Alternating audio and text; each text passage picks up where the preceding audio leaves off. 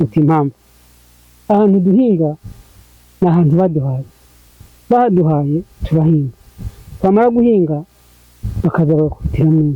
Hari benshi bamaze kuhakubitirwa, umuntu akamugara yakubitiwe mu mirima yaho yahinze. Bigaragare neza ko ubuyobozi nabwo bufite icyo bubyihishe inyuma. Uti impamvu nta muyobozi n'umwe utabizi, guhera kuri meya, guhera kuri aba bakitifu b'umurenge b'ubugari bose barabizi.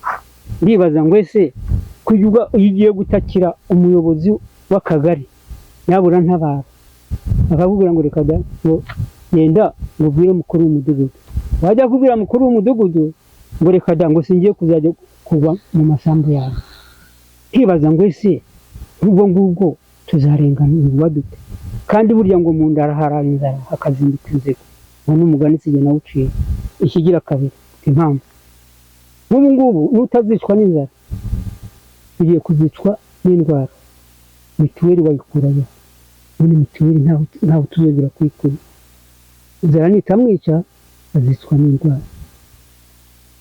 Amafaranga y'umutekano twayakurayo. Umuntu w'umuhinzi ufite ijambo rifite umworozi anabivuga rwose, nawe yaba ari umuyobozi araha nabisobanura ukuntu byakorwa neza kugira ngo byumvikane.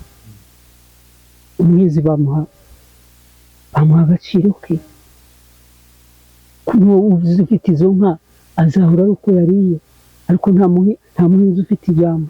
Umuti rero ahuri, reka nkubwire, Minisitiri w'Ubutegetsi bw'Igihugu ni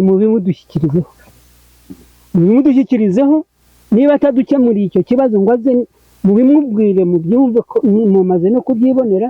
Nyakubahwa Perezida wa Repubulika yaravuze ati Banyabugesera ndaje duturana, ntazabura unyandaza bukera nkagenda tukaryama, twebwe turapfuye. Reba ahantu ukuntu mwatuye icyo kibazo kirazi, ntituzagenda tukahagera azakidukemura nta kimunanira muzehe, azakidukemura.